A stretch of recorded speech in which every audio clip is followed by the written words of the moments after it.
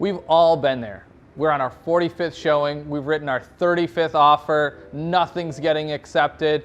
This is an unfortunate story that's going on all across the country right now. So today, we're gonna educate you on how to help your clients get out on top in this crazy market.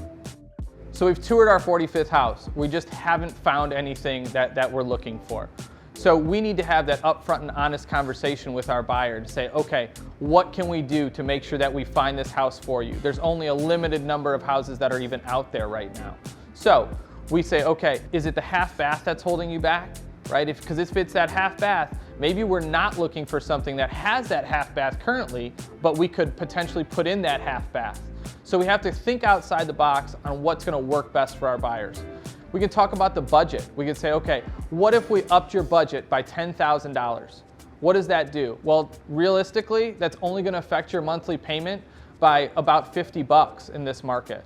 So if you could cut back on some living expenses per month to be in a house that you truly love for 5 to 10 years, is that a sacrifice that you're willing to make? Sometimes it's a tough conversation to have with those buyers, but we need to make sure that we're having that conversation with that buyer so that they don't burn out as well as you don't burn out.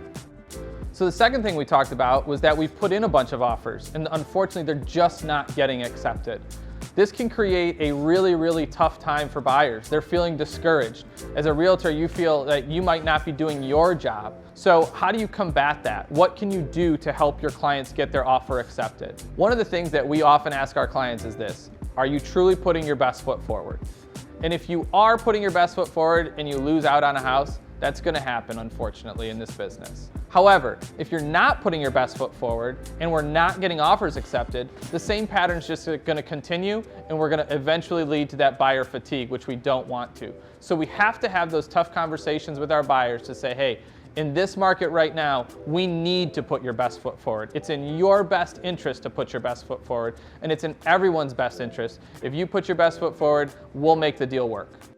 One of the best ways to avoid this scenario is to only take your clients through houses that they think are their dream house, because then we can ensure that they are going to go after that house with their absolute best offer at all times. And in the end, it saves them a bunch of time and it saves you a bunch of time as a realtor.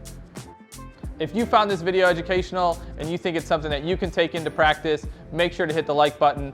Every Monday we come at you with a live stream and every Thursday we come at you with a brand new video so that you can be the best possible realtor that you can be.